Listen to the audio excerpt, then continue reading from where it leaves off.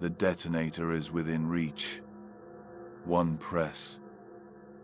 40,000 spheres become 40,000 crematoriums. I waited 5 years for this. But I didn't push it.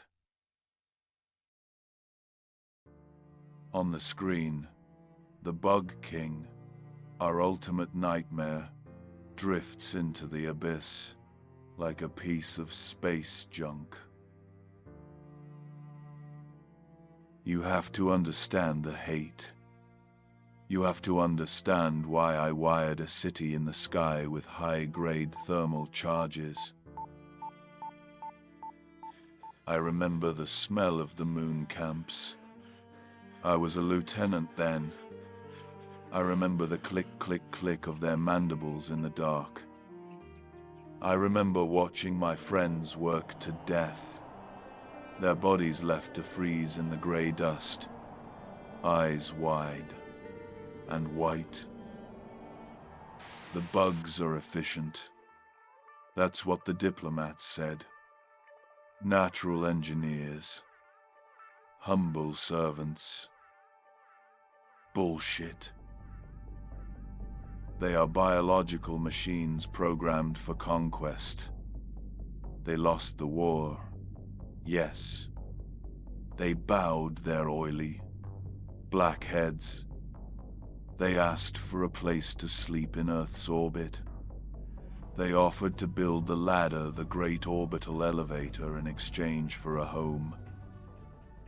The world cheered. Free labor. A technological marvel. I signed the papers. I smiled for the cameras. And then, in the shadows, I signed the other orders. Cargo, I told logistics, atmospheric scrubbers.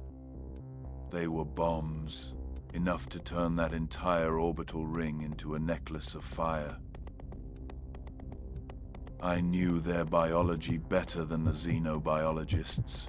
I knew that deep in their genetic code, buried under 50 years of submission, slept the king, the alpha, the command signal.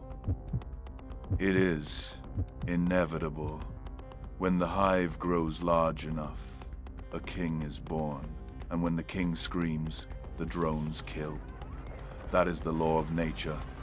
That is the history written in blood. I was just waiting for the scream. The construction took years. I watched from my office in Geneva, a spider in my own web. Reports came in daily. They don't ask for wages. They are polite. They work 20 hours a day, Mr. Speaker. I read a report about a human engineer, Gao. He shared a drink with a mid-level bug foreman. They toasted to friendship and common prosperity. It made me sick.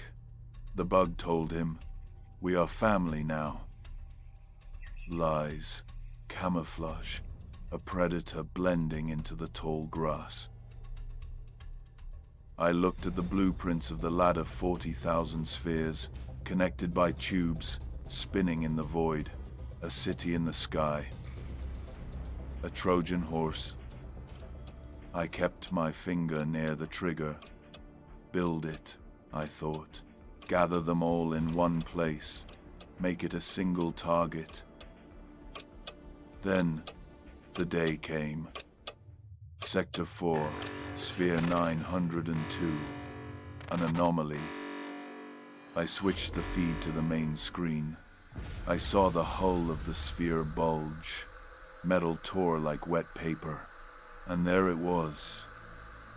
It pulled itself out of the station, glistening with slime, ancient and terrible. A massive, triangular head. Eyes like burning coals. A body designed for one thing. War. The Bug King. It clamped onto the outer hull. It opened its mouth to the vacuum, and though sound cannot travel in space, I felt the scream, It was a psionic blast, a pheromone wave, a command sent to every single insect within 1,000,000 kilometers.